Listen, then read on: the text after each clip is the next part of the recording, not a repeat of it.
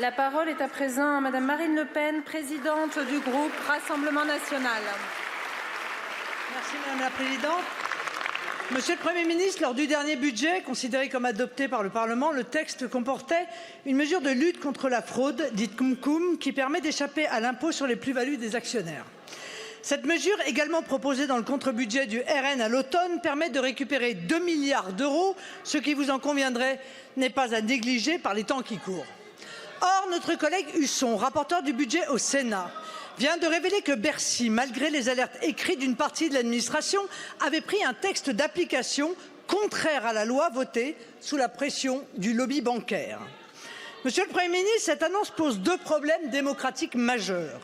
D'une part, le respect du vote du Parlement en tant que représentation de la souveraineté nationale, et d'autre part, le respect de la juste contribution de tous à l'impôt, tel que garanti par la Déclaration des droits de l'homme de 1789. Dans notre État de droit, ce ne sont ni les lobbies, ni les hauts fonctionnaires qui votent la loi, mais le Parlement. Dans notre État de droit, l'administration, sous la responsabilité des ministres, est chargée d'exécuter la loi, pas de l'amoindrir, pas de la rendre inapplicable, pas de la conditionner, comme cela m'a été rapporté lors de mon déplacement en Nouvelle-Calédonie. Dans notre État de droit, c'est le politique, tirant sa légitimité du vote des Français, qui décide. Dans notre pays, c'est l'intérêt général, le bien commun qui doit prévaloir et non les intérêts particuliers.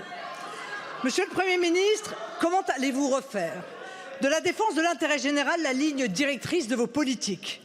Plus concrètement, votre ministre de l'économie a-t-il, oui ou non, pris une décision contraire à la volonté du Parlement? Et le cas échéant, quelles conséquences allez-vous en tirer, alors même que se profilent de nouvelles punitions fiscales envers les Français?